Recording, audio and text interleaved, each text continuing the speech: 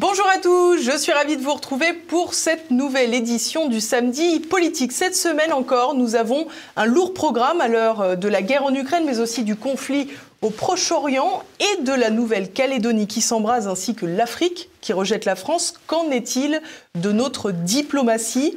Qui sont les responsables de ce déclin? C'est ce que nous allons voir dans un instant. Mais comme chaque semaine, chers amis, vous le savez, j'ai besoin de vous pour le succès de cette émission. Aussi, je compte sur vous pour laisser vos commentaires juste en dessous dans la rubrique. Et puis, bien sûr, pensez à cliquer sur le pouce en l'air. Ça améliore le référencement, ça tord le bras de YouTube, je vous le répète toutes les semaines. Et par conséquent, vous faites connaître TV Liberté. Pensez également à vous abonner à la chaîne. Tout cela, c'est très important. On se retrouve tout de suite.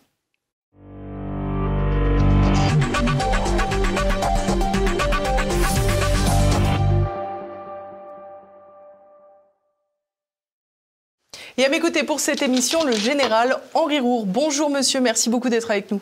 Bonjour madame, merci de m'accueillir une fois encore. Eh ben, c'est un grand plaisir. Alors je vous présente à nouveau, vous êtes officier général issu des troupes de marine, Saint-Cyrien, breveté de l'école supérieure de guerre, docteur d'État en sciences politiques. Alors je vous ai reçu il y a quelque temps pour le dernier ouvrage que vous avez fait paraître aux éditions Sigeste, Dieu n'a pas béni l'Amérique, les mauvaises manières d'un empire en perdition. Je souligne d'ailleurs pour les téléspectateurs qu'il est toujours disponible sur la boutique, sur le site tvl.fr. Alors, général, depuis, il y a eu un petit peu de nouveautés puisque vous êtes dorénavant le numéro 3 sur la liste de François Asselineau, le président de l'UPR, pour conduire la marche vers les élections européennes. Comme cette émission est consacrée aux relations internationales, général, diriez-vous que c'est ce domaine en particulier qui vous a convaincu de rejoindre François Asselineau ? Alors, il faut, je crois, dire les choses telles qu'elles se sont passées dans l'approche que nous avons eue l'un et l'autre pour constituer cette liste. Je ne connaissais pas François Asselineau il y a 3 mois. Enfin, bien évidemment, comme tout le monde, je savais qui il était, je savais qu'il faisait de la politique, qu'il avait été candidat à la présidence de la République, mais pas plus que ça. Et je regardais ces élections qui arrivaient avec interrogation, parce que je ne savais pas trop pour qui j'allais voter. J'avais écrit un papier à l'époque, voter ou non voter. Non voter, c'est pas l'abstention. Non voter, c'est une démarche citoyenne quand aucun parti ne vous convient.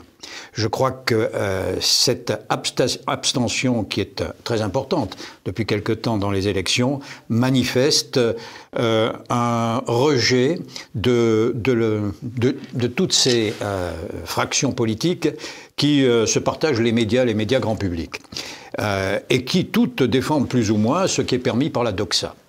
Donc j'hésitais et il s'est trouvé que lors d'un colloque, je me suis trouvé à côté de François Asselineau, que nous avons fait tous les deux une intervention, et nos interventions étaient véritablement en parallèle. C'est-à-dire que ce qu'il disait, je le disais d'une autre façon et réciproquement. Alors à la fin de ce colloque, nous avons évidemment discuté, nous avons confirmé la concordance de nos positions, et François Asselineau m'a invité à faire plus ample connaissance chez lui, enfin au siège de l'UPR. Au siège de l'UPR, ce qui s'est fait d'ailleurs tout à fait naturellement. On a discuté pendant 1h30, et à l'issue de cet entretien, il m'a proposé de passer sur sa chaîne, qui n'est pas concurrente de la vôtre d'ailleurs, mais qui essaie de servir les intérêts de ce qui est défendu par François Asselineau et aussi par moi-même. Donc, au bout de cet entretien télévisé, il m'a demandé, on l'avait préparé évidemment, il m'a demandé si j'acceptais d'être sur sa liste en position éligible. Et ma foi, j'ai dit oui. Alors oui, pourquoi ? Pour tout ce que je viens de vous dire, parce que ce qui est défendu par François Asselineau, avec les moyens dont il dispose, c'est exactement ce que je dis, écrit depuis des années. Et je m'apprêtais donc à voter ou à non voter, sans savoir trop si j'allais voter pour tel ou tel, ou non voter. Là, ça aurait été plus simple, finalement. Et du coup, je sais pour qui voter. Et ce que je peux dire, c'est que l'équipe qui est autour de François Asselineau et les gens qui sont sur sa liste représentent véritablement. C'est pas de la flatterie, j'ai rien à approuver, j'ai rien à attendre. Ça représente véritablement le peuple français. Je fais un peu de détails. Sur cette liste, vous avez des gens, vous avez un énarque, François Asselineau, qui est quand même inspecteur des finances, qui est sorti vice-major de cette école, qui en plus a fait HEC, donc c'est un type qui est compétent dans ce domaine et dans d'autres. Vous avez un autre énarque qui a un curriculum vitae assez curieux d'ailleurs. Il descend de Louis XIII et de MacMahon. Mais vous avez aussi une jeune dame dont les parents étaient à la DAS, venaient de la DAS. Vous avez un ancien sénateur apparenté communiste. Vous avez des gens de droite, vous avez des gens de gauche, et vous avez toute la structure sociale avec des gens d'un niveau social moyen haut, et puis des gens qui sont des employés, des ouvriers. Modeste, oui. Vous avez aussi toutes les régions de France, ou presque, représentées. Vous avez le nord, le sud, l'est, l'ouest, et vous avez l'outre-mer. Vous voyez ? Donc c'est véritablement, à mon sens, le peuple français qui est représenté dans cette liste. Alors, j'insiste là-dessus parce que je crois que nous sommes les seuls. J'appartiens pas à son parti, mais inévitablement, je parle pour lui et pour le parti, son parti et pour lui. Je crois très sincèrement que nous sommes les seuls à représenter véritablement dans l'équipe, dans les 88 personnes qui vont être sur cette liste et se présenter donc aux élections européennes, le peuple français. Le peuple français.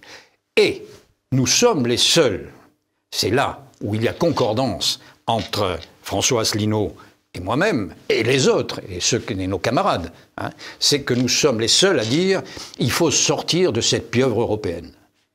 Il ne faut pas tergiverser. Il ne faut pas tergiverser. On ne peut pas, de l'intérieur, amender cette organisation internationale qui a vocation, paraît-il, à devenir un État. On ne peut pas l'amender parce qu'il y a la règle de l'unanimité, et puis parce qu'il y a un certain nombre de pays qui n'ont pas les mêmes intérêts que nous. Il faut sortir des tentacules de cette pieuvre, et il faut aussi sortir de l'euro. C'est une monnaie virtuelle. Sachez, comme c'est une monnaie qui se voulait internationale, mais qui nous pénalise. Elle nous pénalise. Vous savez qu'elle s'est alignée sur le mark, en fait. Si vous vous souvenez, le rapport était de 1 à 2 au tout début. Et si on en revenait à des monnaies nationales, il faudrait que le mark serait à 35% plus cher que ce qui serait alors le franc. Donc, il est évident qu'actuellement, l'industrie, le commerce allemand sont privilégiés, sont favorisés par cette monnaie qui n'est pas une unique, mais qui est une espèce de synthèse plus ou moins bien faite, en tout cas pour nous mal faite, et qui paralyse un peu notre économie. Donc voilà, c'est donc sortir de l'Union européenne, sortir naturellement de l'euro, et puis aussi de ce qui nous pénalise au plan militaire, au plan de la souveraineté, encore plus peut-être en ce moment que l'appartenance à l'euro, mais c'est lié. C'est l'OTAN. C'est l'OTAN. Alors, nous avons été pendant près de 44 ans en dehors de l'OTAN. C'était une époque où j'étais en activité, où j'agissais en Afrique, où je servais sous les drapeaux, et on n'a jamais eu de problème pour agir. On a eu besoin de renseignements parfois, on a eu besoin d'appui logistique. Ça ne nous a jamais posé de problème, parce que si nous n'étions pas dans la partie intégrée de l'Alliance, nous étions quand même dans l'Alliance. Et puis il y avait des intérêts communs qui étaient reconnus. Et donc on a eu tout. C'était pas considérable, mais on travaillait ensemble. Donc pendant 44 ans, ça s'est bien passé. Mais maintenant, on est soumis on est soumis, parce qu'il n'y a pas d'autre terme, à la volonté des États-Unis. Parce que bon, vous savez que le patron de l'OTAN, c'est obligatoirement un officier général américain. Vous pensez bien que cet officier général, il ne va pas faire une politique militaire. Général Miley, là, en l'occurrence. Absolument. Hostile à son pays. Ça serait invraisemblable. Alors que s'il était français, on pourrait en douter. Ah ben oui, tout à fait. Mais je crois qu'il y a un alignement aussi de certains camarades qui me désole un peu sur cette vision otanienne de la politique française. Si vous voulez bien, Général, on en parlera justement un petit peu plus tard. J'aimerais qu'on commence à présent ce tour de la planète avec le conflit ukrainien. Pour commencer, il y a plus de 2 ans, TV Liberté déjà expliquait que des pourparlers de paix avaient eu lieu entre plusieurs parties, auxquelles étaient bien entendu associés et la Russie et l'Ukraine. Un journal allemand, Die Welt, a révélé en début de semaine que ces pourparlers avaient été littéralement sabotés par le camp otanien. J'imagine que vous le saviez. Quel regard portez-vous sur cela ? Alors, bon, je crois que cette affaire ukrainienne, il faut... Si on la prend au moment du déclenchement de l'opération militaire spéciale, bon, de la guerre si vous préférez, on peut avoir une vision idéologique. C'est-à-dire qu'il y a les bons et les mauvais, les bons et les méchants. Et en l'occurrence, celui qui attaque, c'est le méchant dans l'inconscient collectif.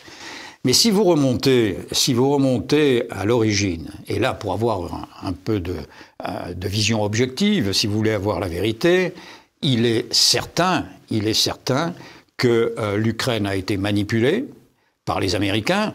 Il faut appeler un chat, par la CIA, par Madame Nuland, Victoria Nuland, oui. Victoria Nuland, et que tout a été fait d'abord pour amener Zelensky au pouvoir et pour provoquer la Russie. Bon, pour amener Zelensky sur un programme de paix au pouvoir, rappelons-le quand même. Un programme de paix qui n'a pas vraiment été suivi, comme on le voit. Il n'a pas été suivi, mais M. Zelensky, je crois, a besoin des subsides de l'Occident, il a besoin du matériel de l'OTAN, du matériel américain, donc il fait sans doute, enfin c'est pas un procès d'intention, c'est simplement une analyse. Il fait logiquement ce que lui fournissent ces aides lui demandent de faire. Donc, vous savez qu'il y a eu les accords de Minsk et les accords, Minsk 1, Minsk 2, le format Normandie, etc., etc.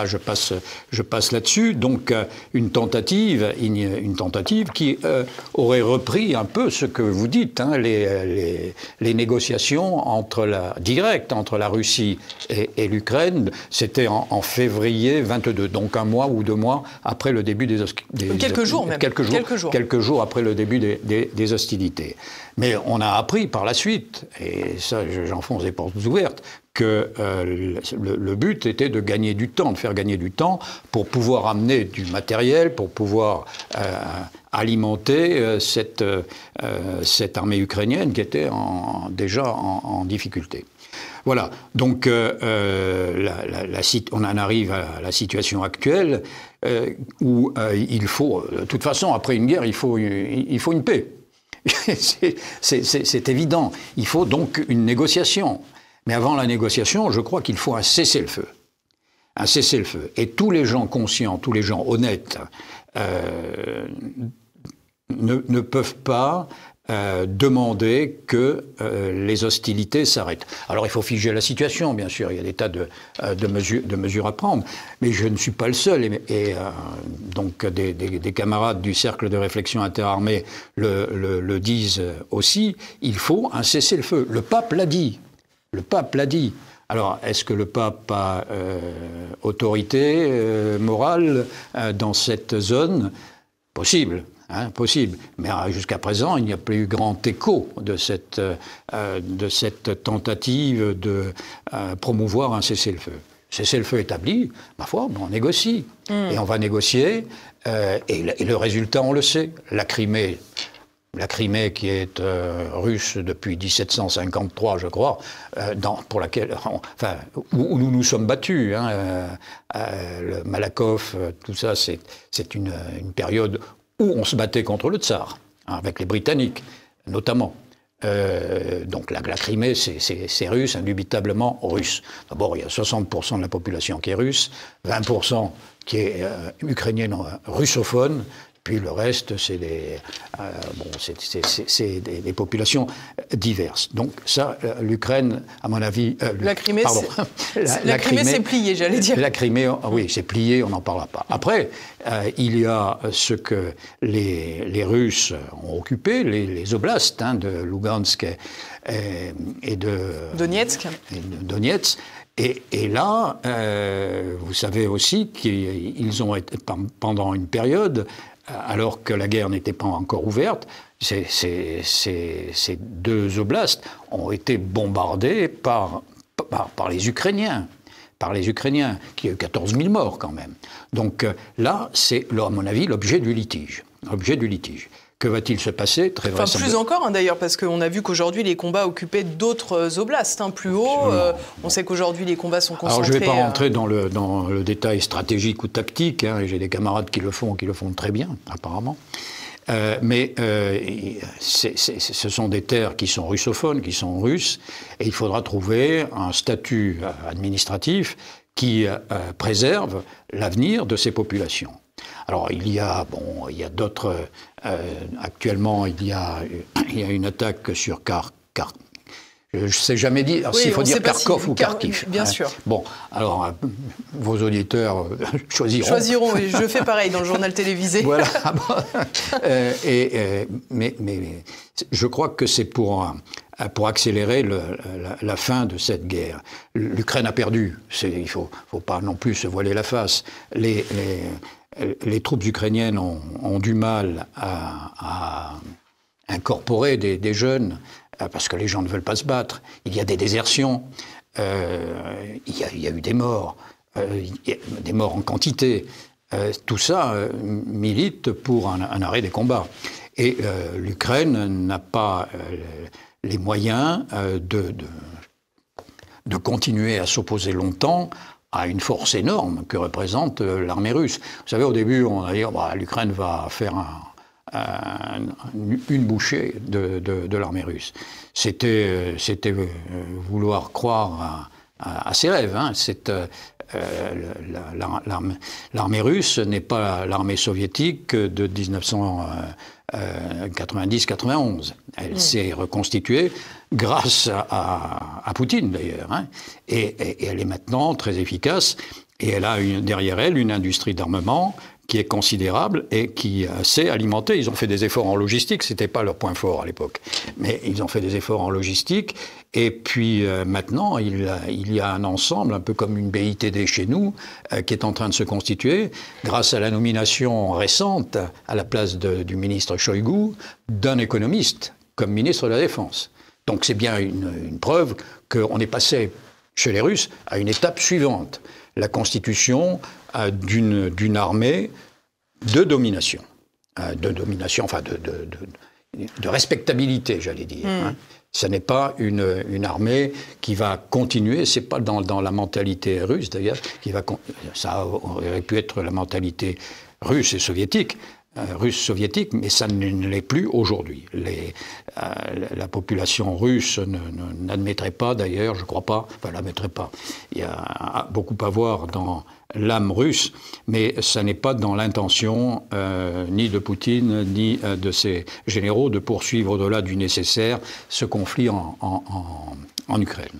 Voilà ce que je peux dire à propos de ce conflit. Si on se place, nous, de notre point de vue, c'est-à-dire du point de vue français, sans rentrer vraiment dans les détails de ces conflits, aujourd'hui, on a vu un président de la République, un chef des armées, donc, se prononcer à plusieurs reprises en faveur de l'envoi de troupes françaises, de troupes au sol en Ukraine. En tant que militaire, que pensez-vous de ça? D'abord, c'est en contradiction avec ce que... les règles de l'OTAN, on n'est pas engagé officiellement contre la Russie. Je rappelle que... et d'ailleurs, le président de la République lui-même l'a dit lors de ses entretiens avec Xi Jinping récemment. Dans ce cas-là, je vous propose qu'on l'écoute tout de suite, Général. Ah ben allez-y, oui. Regardons. Loin de se limiter au continent européen, ce conflit a des conséquences structurelles sur l'ordre international, tel que nous le connaissons depuis la Seconde Guerre mondiale. Nous partageons avec la Chine, membre permanent du Conseil de sécurité, la même volonté de préserver le cadre de la Charte des Nations Unies, qui fixe le principe de respect de l'intégrité territoriale et de la souveraineté des États. Les autorités chinoises l'ont rappelé à plusieurs reprises et je veux ici vous en remercier. Ensuite, nous avons voulu ce matin expliquer l'impact de ce conflit sur la sécurité européenne et notre détermination à soutenir l'Ukraine aussi longtemps et autant que nécessaire. Sans sécurité pour l'Ukraine, il ne peut y avoir de sécurité de l'Europe. Pour autant, nous ne sommes en guerre ni contre la Russie ni contre le peuple russe, et nous n'avons pas non plus une approche consistant à rechercher un changement de régime à Moscou. Il ne faut pas là inverser les rôles. C'est le pouvoir russe qui souhaite s'en prendre au régime démocratique ukrainien et qui n'a cessé d'étendre ce conflit. Nous respectons les liens anciens qui unissent la Chine à la Russie, ainsi que les efforts qui ont été déployés pendant des décennies pour stabiliser cette relation.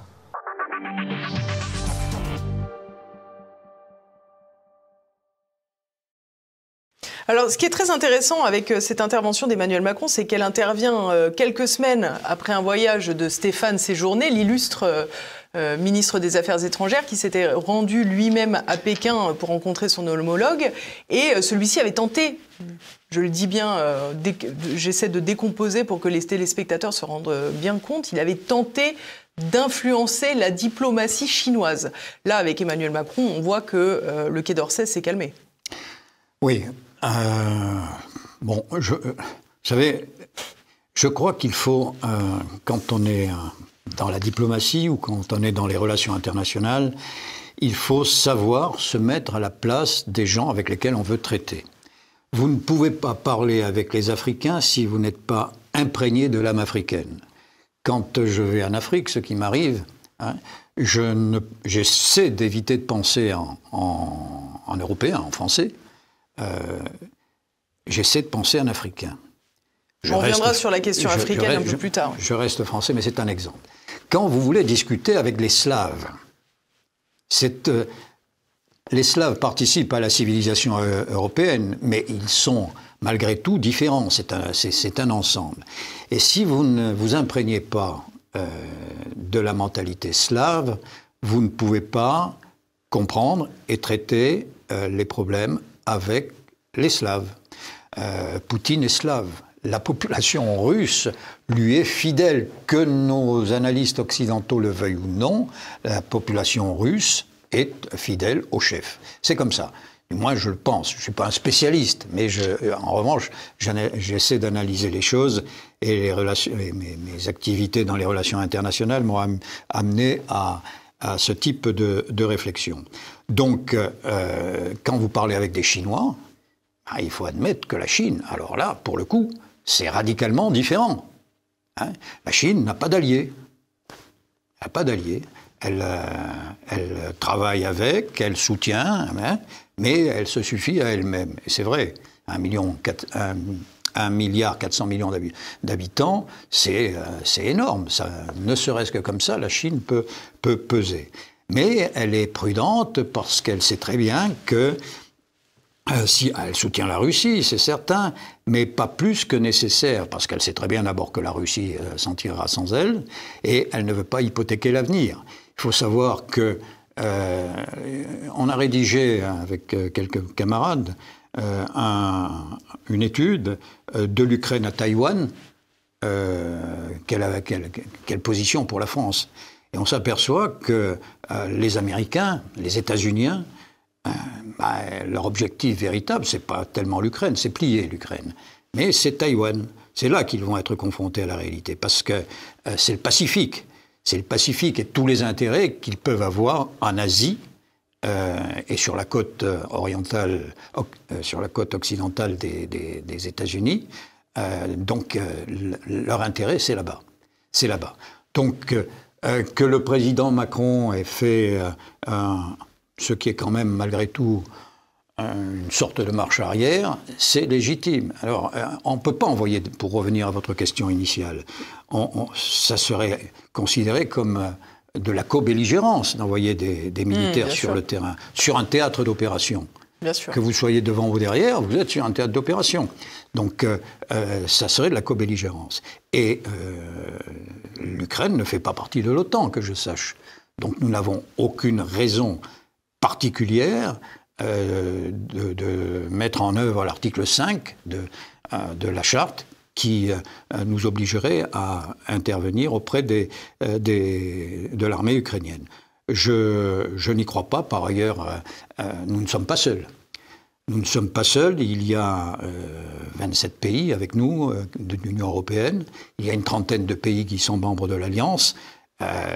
Tous ne sont pas d'accord avec cette pour ne pas dire que tous sont en désaccord. Je pense que l'immense majorité est hostile. Donc il faut prendre en considération ça aussi. Alors, ce que j'aimerais, c'est qu'on parle à présent de cette paix qu'on a évoquée tout à l'heure. Et pour cela, je voudrais qu'on écoute Caroline Galacteros, la géopolitologue. Elle évoquait justement cette question.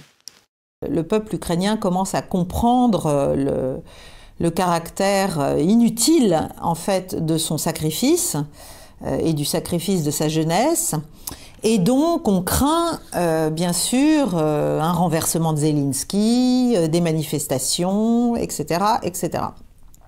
On aurait pu aussi appeler cette première partie du rififi à Kiev, hein, parce qu'il y a des manœuvres à la fois américaines et russes pour, en fait, favoriser, chacun selon son point de vue, des négociations qui pourraient devenir nécessaires et qu'il faut finalement souhaiter d'une façon ou d'une autre. Manifestement, les Américains sont discrètement à la manœuvre pour trouver les moyens, en fait, d'un commencement de négociations plus favorable, selon leur idée, en cas d'un percement du front par la Russie et d'un effondrement d'ailleurs, et d'un Zelensky qui s'accrocherait au pouvoir. Voilà, et tout ça se passant avant que l'ensemble des armes et des fonds promis à l'Ukraine par la dernière allocation américaine puisse se faire. D'ailleurs, il y a aussi des fonds et des armements promis par les Européens, bien sûr, sachant que l'idée américaine est quand même d'essayer de maintenir les apparences d'une résistance ukrainienne viable jusqu'à l'élection américaine.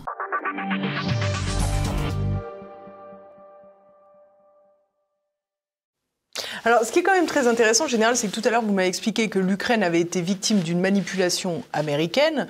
C'est l'Ukraine qui souffre aujourd'hui de cette guerre et c'est les Ukrainiens, globalement, qui meurent, enfin, jusqu'à preuve du contraire, majoritairement. Comment on explique que ce sont encore les États-Unis qui vont décider de la paix en Ukraine ? Oui, parce que pour utiliser un terme anglo-saxon qui est à la mode actuellement, l'Ukraine, c'est le proxy des États-Unis dans cette affaire.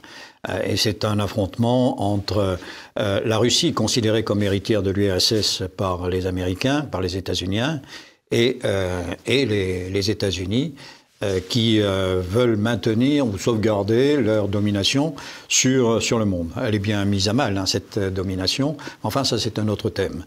Donc, dans cette affaire, évidemment, les États-Unis pensaient au début de ce conflit qu'ils ont voulu, qu'ils ont souhaité, qu'ils ont stimulé, en tout cas, pensaient que l'affaire, c'est un complexe de supériorité, que l'affaire allait être réglée.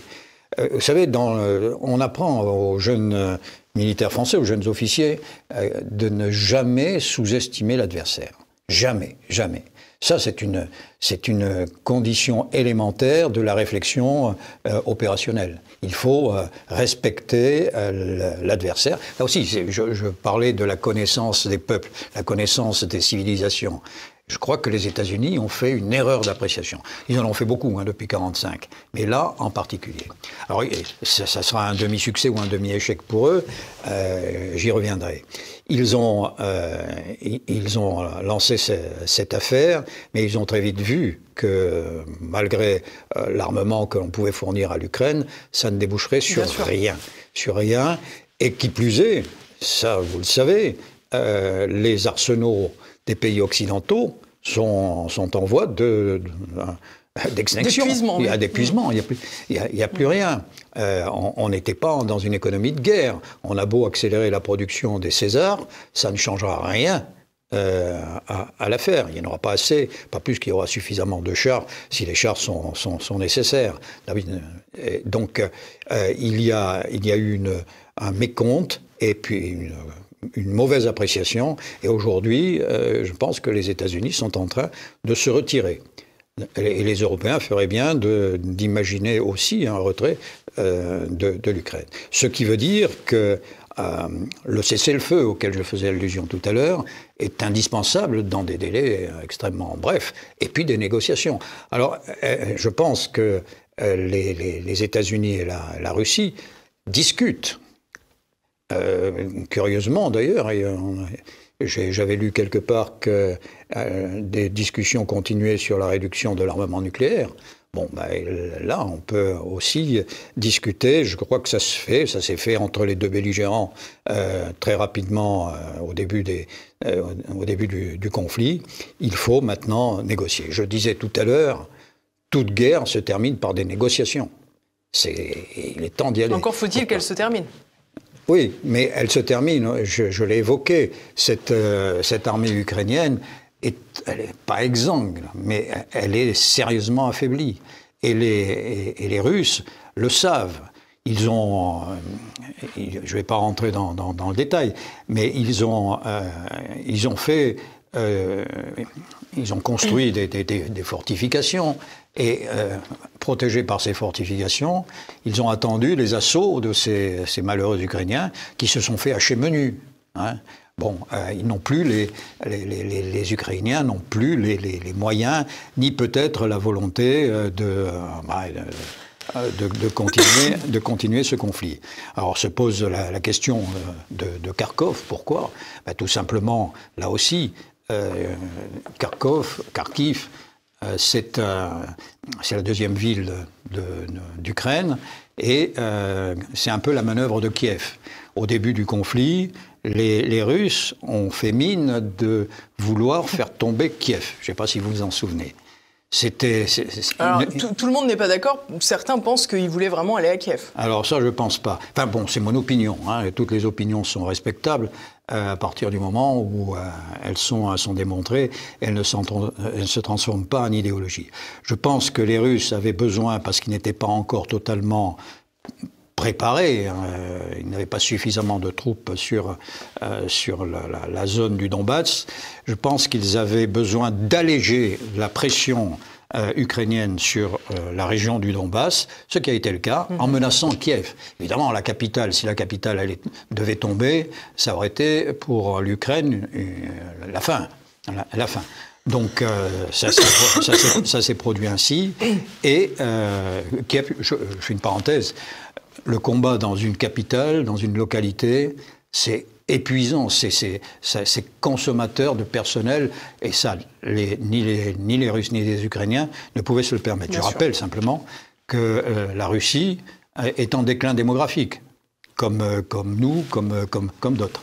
Donc à Kharkiv, ou Kharkov, c'est à mon sens, mais vous savez, c'est très difficile de faire des analyses, donc je suis très, très prudent. Je pense que les Russes font à peu près le même type de manœuvre. Ils veulent amener les Ukrainiens à se concentrer sur la défense de cette ville, et puis, évidemment, puisqu'ils ont davantage de force, attaquer ailleurs. Où? Alors là, ça, je ne suis pas dans les plans de l'armée russe. J'en profite quand même pour souligner un aspect, c'est la ville d'Odessa.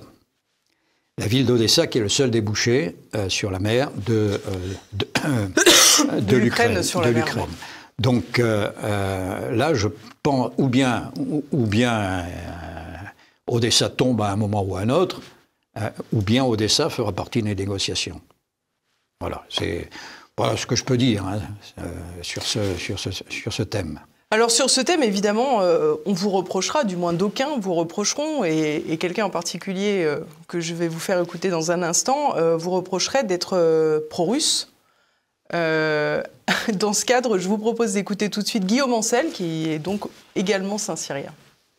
si les militaires s'exprimaient, notamment quand ils ont quitté le service. On apprendrait qu'il y en a une grande partie qui a des raisonnements tout à fait sains. Mais on y apprendrait aussi qu'il y a à peu près 20% en tout cas de mes camarades saint-cyriens qui sont des gens marqués par l'extrême droite, qui aujourd'hui, dans la guerre contre l'Ukraine, tiennent des positions qui sont carrément pro-poutiniennes. Si demain la France, et Emmanuel Macron a évoqué l'envoi de troupes au sol, devait entrer plus directement dans un conflit face à Vladimir Poutine, tout le monde n'obéirait pas ? Il y a une partie de l'armée qui est très opposée à ce sujet. Ça crée des débats dont on n'entend absolument pas parler grâce à la culture du silence. Ce qui serait intéressant, c'est que justement, les anciens militaires passent de la culture du silence à la culture du débat. Et on serait très intéressé de voir quelles sont leurs positions et pourquoi ils défendent ces positions-là. Cet extrémisme, vous savez, il est marqué par la distance avec la société, aussi par une espèce d'anti-américanisme qui est quasiment historique, anti-anglo-saxon.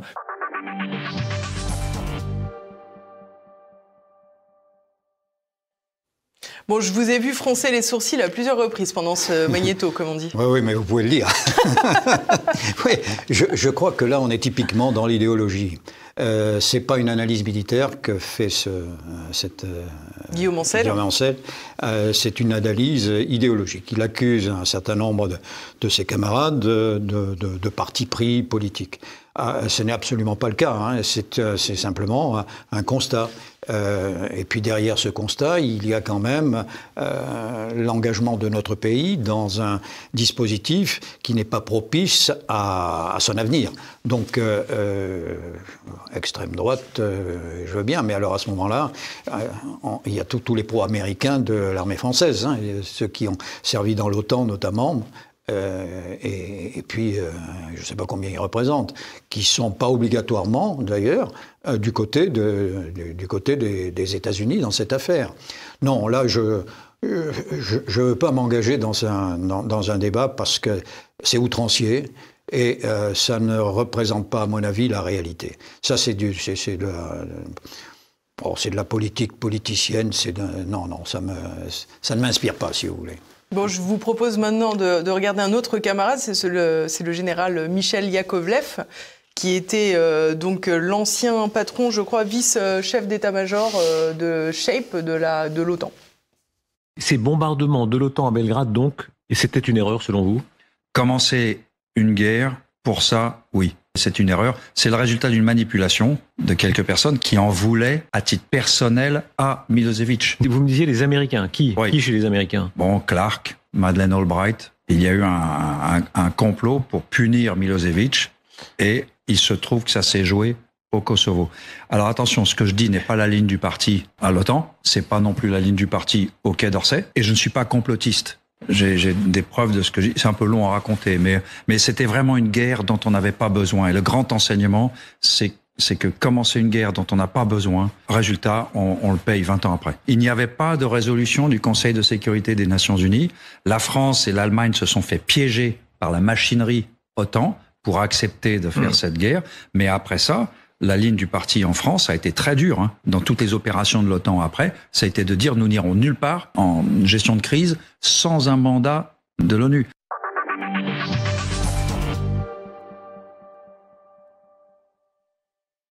Alors j'aimerais vraiment qu'on s'arrête un instant sur ces déclarations du général Yakovlev qui sont peu communes et peu coutumières quand on connaît ses positions sur l'Ukraine. Il fait référence notamment au bombardement de l'OTAN auquel la France a participé en 1999 sur Belgrade. On pourrait souscrire à ces propos-là. Je souscris totalement à ce qu'il a dit. Là, c'est une manigance des États-Unis, une fois de plus, qui s'est traduite par le bombardement de Belgrade, à propos d'ailleurs d'un massacre qui n'était pas du tout dû à la Serbie. Et le résultat, c'est qu'on a un État musulman au milieu de l'Europe. Là, et la Serbie, on a, comment dire, sans mandat, c'est ce que dit le général Yakovlev, sans mandat, donc c'est l'OTAN qui est intervenue, en vertu de quoi ? Là aussi, c'est les Américains qui se sont pris pour les gendarmes du monde, et c'était totalement normal. Je crois que la dislocation de la Yougoslavie a été une faute, et c'était les prémices de l'action qui a été menée par la suite contre la Russie. c'est des Serbes encore, hein, les Yougoslaves, les Serbes du Sud. Et la Yougoslavie, c'était un élément stabilisateur de cette région. Aujourd'hui, entre l'Albanie, le Kosovo et d'autres régions, on est à la merci encore de crises importantes qui pourraient ébranler l'ensemble de l'Europe. Donc oui, c'est encore une malversation états-unienne. Je suis désolé d'être aussi dur à l'égard des États-Unis, mais c'est un fait. C'est un fait. Le monde a changé, ils ne peuvent plus se permettre de jouer les gendarmes du monde. Hein, il faut prendre en considération les peuples, il faut prendre en considération les façons de voir, les cultures et les civilisations. Hein, et ça n'est pas le cas avec c'est pas le peuple américain. Le peuple américain, comment dire, j'ai même beaucoup d'affection pour les États-Uniens, mais c'est la classe dirigeante qui mène depuis des décennies plusieurs manigances pour assurer la domination de la caste et, in fine, la domination des États-Unis.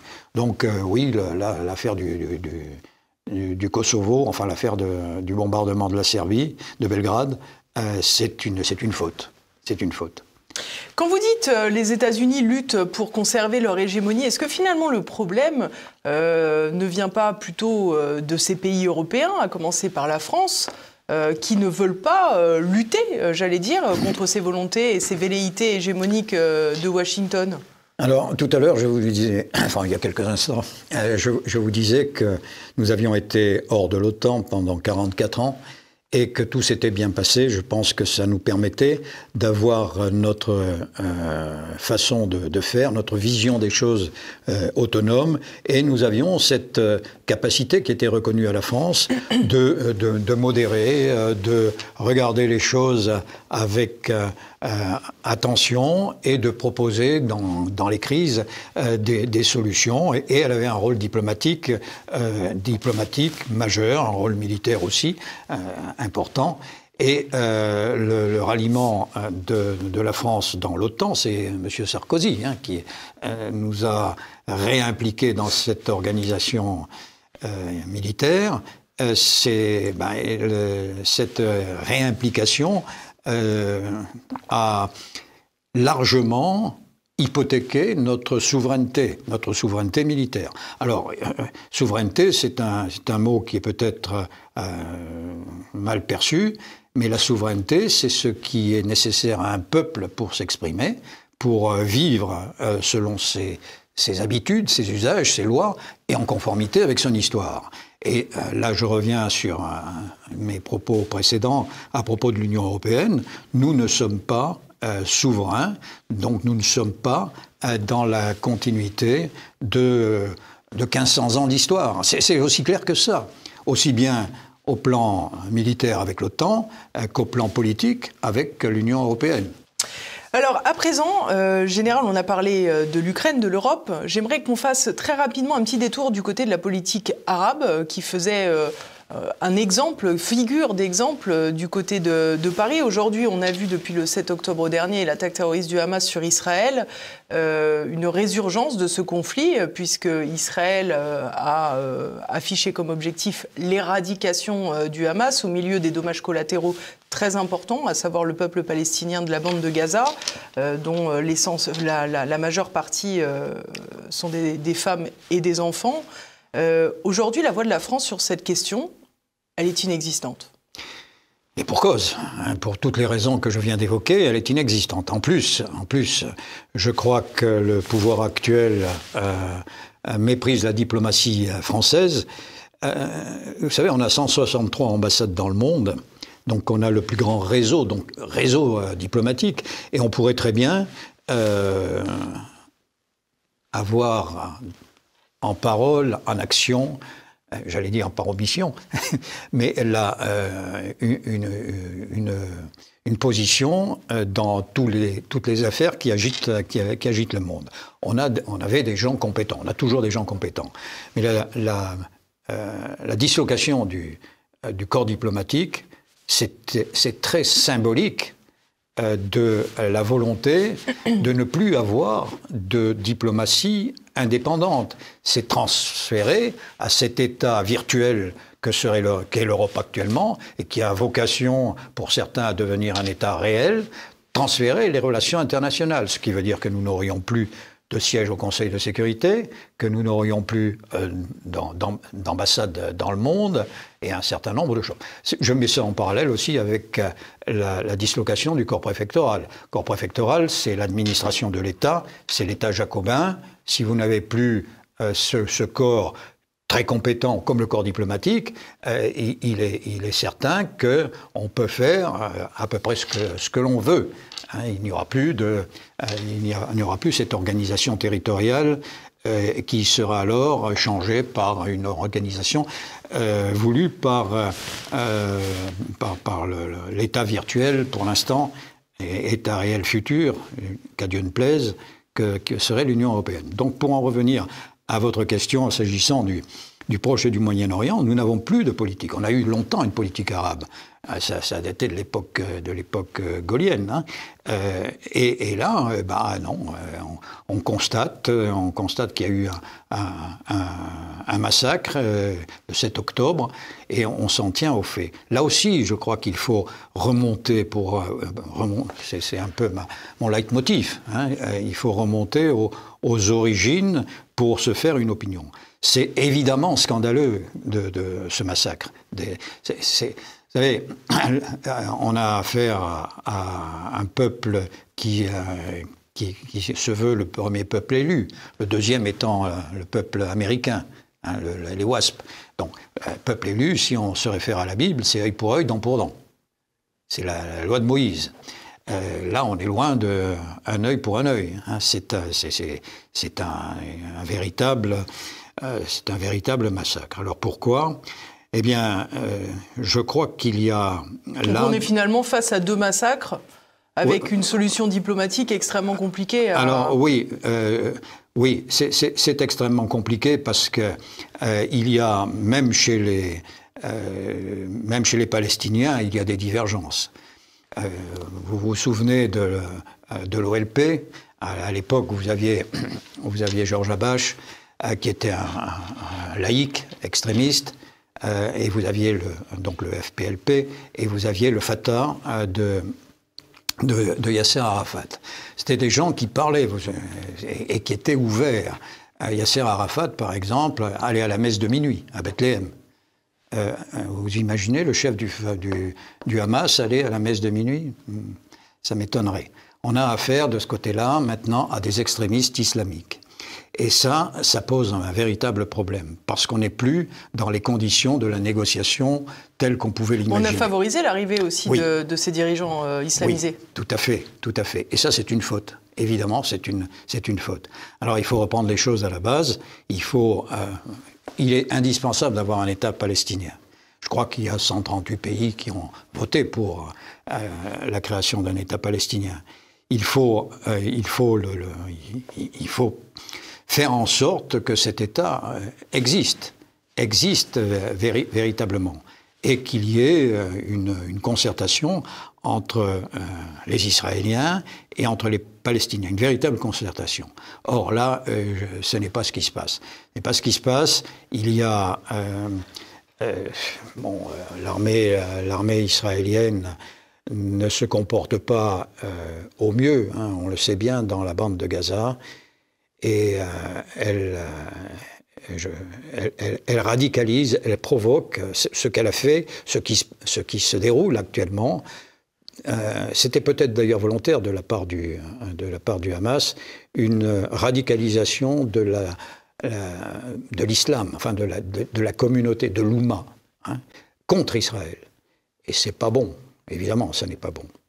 Qui plus est, Israël, comment dire, c'est la succursale des États-Unis. Là aussi, j'enfonce des portes ouvertes. Et donc, c'est avec les États-Unis, l'Occident, qui est mis à mal. Pas étonnant d'ailleurs que les Houthis un peu plus bas, là, vers le Yémen, s'en prennent à la navigation. C'est l'Occident qui est en cause.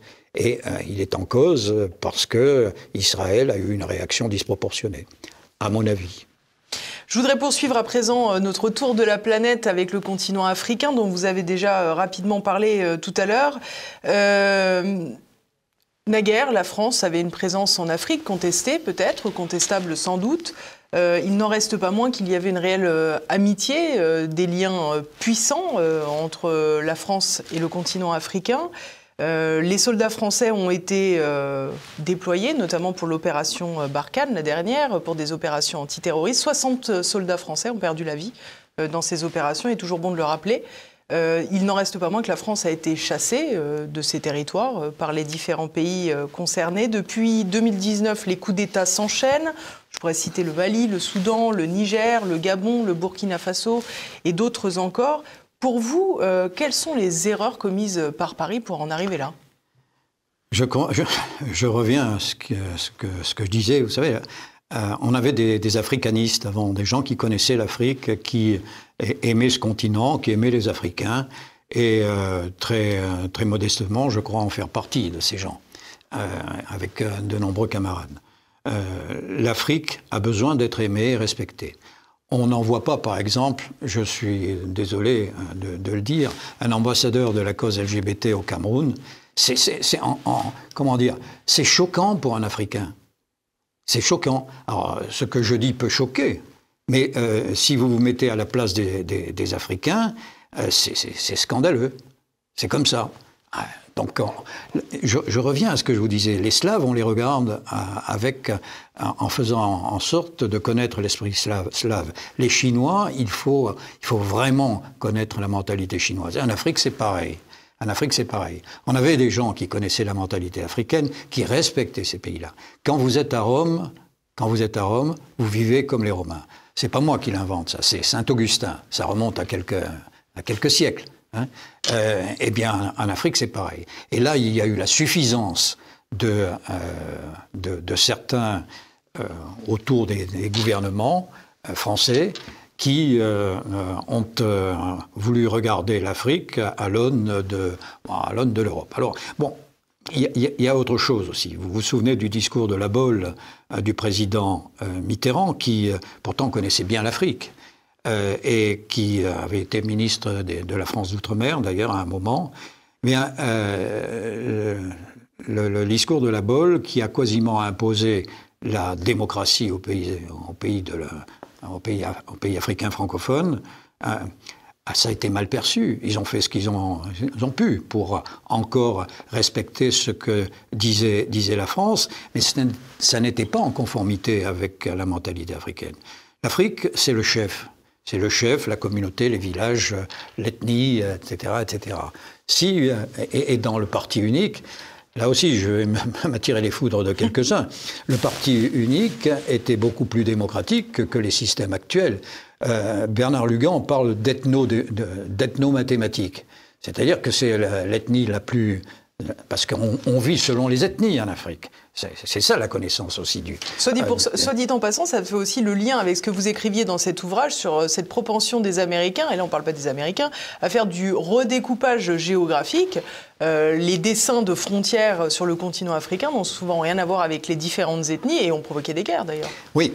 Bon, j'y reviendrai si vous voulez. Mais là, donc l'ethnomathématique fait que c'est l'ethnie majoritaire la plupart du temps, ou l'ethnie qui ne pose pas de problème aux ethnies importantes, qui arrive au pouvoir. Le parti unique, lui, le chef était là, parfois à la suite d'un coup d'État.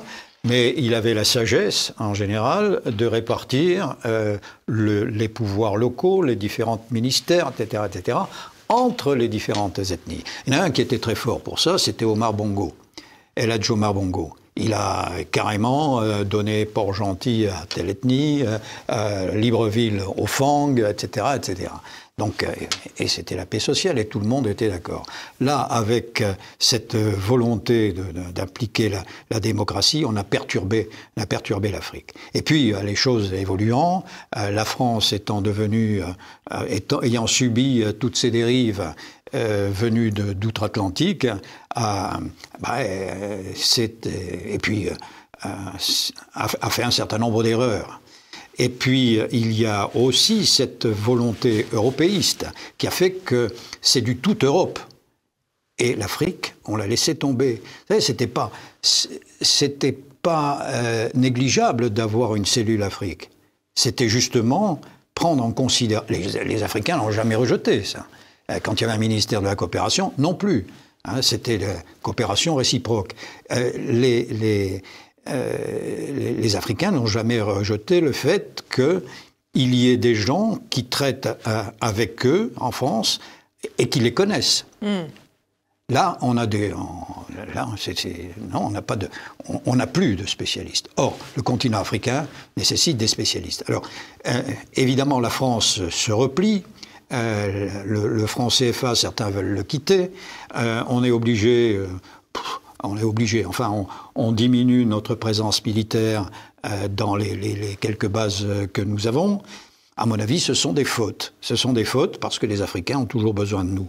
Mais ils veulent. Vous savez, j'ai des tas d'amis africains. Je vis avec eux, je travaille avec eux. Ils me disent, mais que fait la France? Vous nous laissez tomber? Ils sont dépités de la politique qui est menée. C'est intéressant ça, parce qu'on a beaucoup entendu en France que finalement Paris était bouté hors d'Afrique par la milice Wagner russe, évidemment, par les Chinois.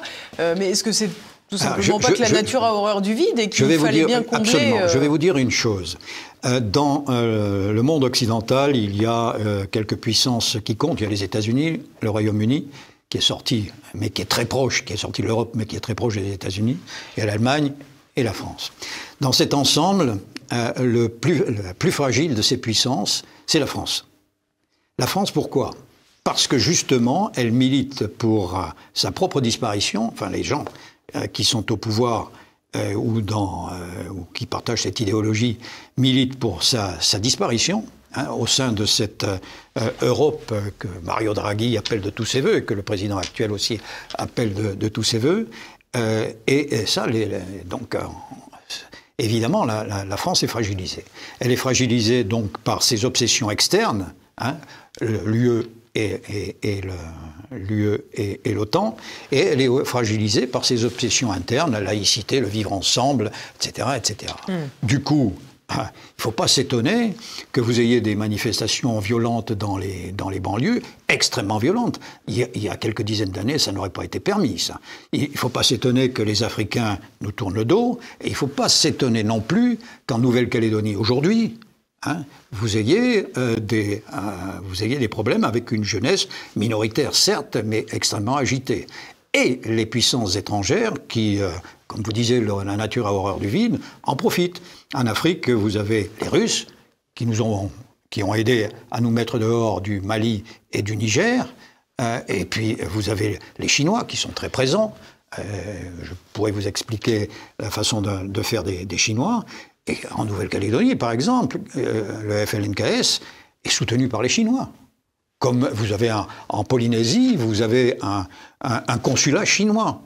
Donc il ne faut pas s'étonner que la France soit malmenée en externe et en interne. Elle présente une faiblesse.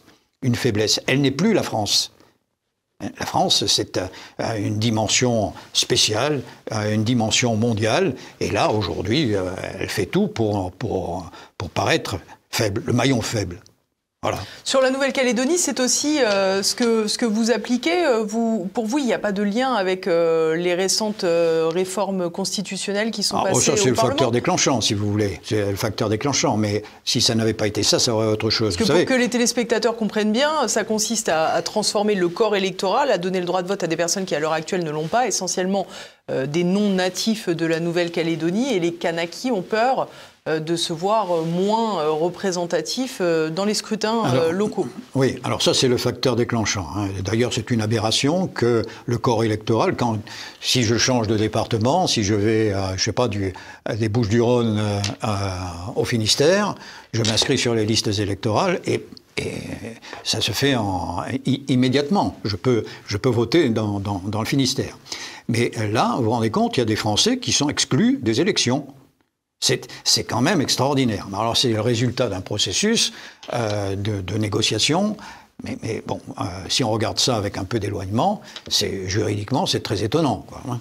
Alors, pour revenir là-dessus, quand au début du processus, il y a eu 4 référendums, enfin 1 plus 3. Dans le premier cas, 60% de la population kanak était d'accord était voté pour le maintien de la Nouvelle-Calédonie dans la France. Après, les 3 référendums se sont bien déroulés. Le dernier, bon, ça a été un raz-de-marée, mais tout simplement parce que finalement les Kanaks ont eu, à mon avis, ça c'est une analyse personnelle, ont eu peur au dernier moment de l'indépendance et ils n'ont pas voté. Pour des raisons tout à fait spécieuses. Et donc, pour moi, l'affaire de l'indépendance, c'est fini. Normalement, c'est fini. Cela dit, ça ne règle pas le problème de fond. Il y a effectivement des difficultés sociales qu'il faut régler. Ça, c'est vrai. Il y a une jeunesse qui est en manque de reconnaissance peut-être et puis d'activité. Mais quand même, il faut aussi savoir que la Nouvelle-Calédonie, c'est un des pays les plus riches, qui se situe au point de vue PIB, enfin région qui se situe au point de vue PIB entre la Nouvelle-Zélande et l'Australie. C'est pas rien. C'est notamment grâce à l'industrie de nickel. Oui, le nickel, pas seulement. C'est un pays qui est très industrieux. Il y a l'élevage, il y a beaucoup de choses. Puis il y a tout ce que je développe dans ce bouquin. Il y a la zone économique maritime. Bon, nous avons tout intérêt à rester en Nouvelle-Calédonie. Parce que si ce n'est pas nous, ce sont les Chinois. Et si les Chinois marquaient une moindre faiblesse, ça serait les Anglo-Saxons. Donc, nous avons intérêt à y rester si nous voulons que notre voix porte en Asie-Pacifique. L'Asie-Pacifique, c'est l'Atlantique de demain, si je puis dire. Mais c'est un pays extraordinaire, la Nouvelle-Calédonie. Donc, il y a un risque, et je crois que l'État, dans cette affaire, doit manifester sa puissance, la puissance publique. La puissance publique. On ne peut pas laisser faire comme on a laissé faire en métropole. Sinon, et c'est ce qui risque de se passer en métropole si les choses se reproduisent. Sinon, vous avez des milices et demain, ça sera une guerre civile. Oui, mais est-ce que vous croyez que ce conflit actuel en Nouvelle-Calédonie peut être réglé avec une question d'ordre public, puisque les racines du mal ne sont pas une question d'ordre public? J'allais dire, simultanément, il faut évidemment entamer un processus avec les autorités locales, enfin tribales, coutumières, pour d'abord aller au nœud de la problématique et puis trouver des solutions. Alors, certains imaginent un partage de l'île. Ça serait catastrophique. Ça serait catastrophique. Je crois qu'une des revendications des Kanaks, c'est les retombées de l'exploitation du nickel, qui n'est pas répartie. Bon, il y a quand même des aides considérables. Il y a une structure qui est une structure administrative, médicale, qui est la même que partout ailleurs. Donc il y a aussi un aspect comment dire, psychologique. Il faut que l'on dépasse cette idée que la France ne fait pas tout pour les Mélanésiens. C'est surtout ça. Vous savez que c'est très composite, la Nouvelle-Calédonie. Il y a les Européens, les Caldoches, il y a des Pieds Noirs qui sont arrivés. Il y a des Vietnamiens, il y a des Wallis, il y a des Polynésiens, il y a un peu de tout. Évidemment, les Mélanésiens. Donc, toutes ces populations est amenée, quoi qu'il se passe pour le territoire, à vivre ensemble. C'est un mot que j'aime pas beaucoup, vivre ensemble, enfin une expression que j'aime pas beaucoup, mais à plus que cohabiter. À plus que cohabiter. À travailler et à développer le pays en communion. Voilà. Mais le problème n'est pas simplement, j'insiste, n'est pas simplement néo-calédonien, c'est un problème français. Hein. C'est un manque d'autorité de l'État et donc aussi un abandon des obligations de l'État en matière de service public. Bien sûr. En matière de service public, en matière sociale. Vous savez, on pourrait parler du service public. Le service public, pour ce qui me concerne, ça doit mettre les Français devant la plus grande égalité possible. Et ça ne doit pas être soumis à la rentabilité. Hein. Donc, c'est aussi ce qui se passe en Nouvelle-Calédonie. Et on pourrait dire que ça se passe ailleurs, ou que c'est sur le point de se passer ailleurs. Si je dois résumer, c'est pour que la France redevienne la France? C'est à peu près ça, oui. Donc, votez Asselineau. Je vous remercie beaucoup, Général Henri Roure. Je rappelle à nos téléspectateurs, s'ils ne l'ont pas déjà vu, ce dernier livre, Dieu n'a pas béni l'Amérique, c'était aux éditions Sigès. C'est toujours disponible sur la boutique de TVL, sur tvl.fr.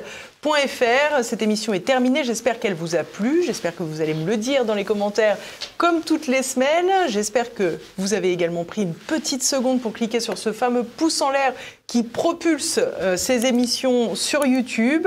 En tout cas, j'espère vous retrouver la semaine prochaine. En attendant, portez-vous bien. À bientôt.